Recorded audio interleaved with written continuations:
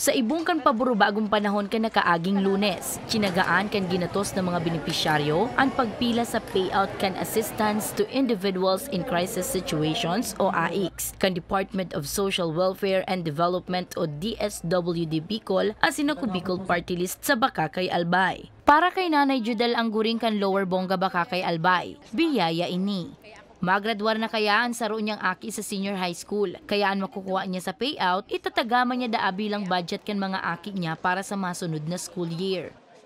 Dakulaan pong pasalamat sa Ako Bicol na kumbaga sa mga nagbilog ka ining programang ini na ang dakulaan pong salamat sa Indo ta sa arugming mga kasaradayan, dakulaan po ining tabang samuya.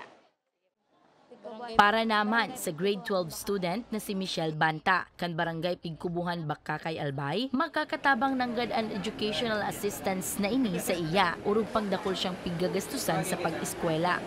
Salamat po sa Ako Bicol Party List sa scholarship. Dakol pong tabang ini para sa muya. Ginibo ang payout sa San Pedro Community College sa nasambit na lugar, kung saan total na 600 na senior high school students ang naging benepisyaryo. Sigun kay Bakakay Mayor Edsel Belleza, dakulaan pakinabang kan asistensyang ini, urog na sa mga kwalipikado niyang residentes na talagang pursigido sa pag-aadal.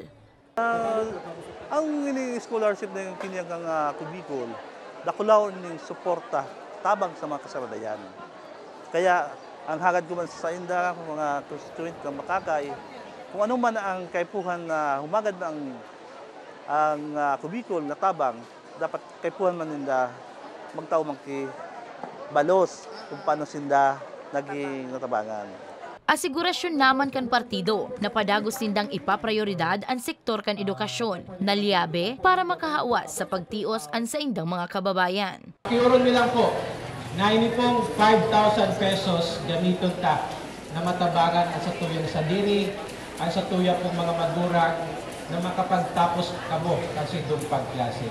Dahil ka magadit, dahil ang Ako Bicol Party List, yaw di po sa likod nindo. Ano man na po pangakaipuan nindo, dadaguson na tabi ng Educational Assistance Program. Mientras tanto, kan parehong aldaw, nakaresibi man siring na pinansyal na asistensya ang 600 na senior high school students kan Tabaco National High School sa Tabaco City.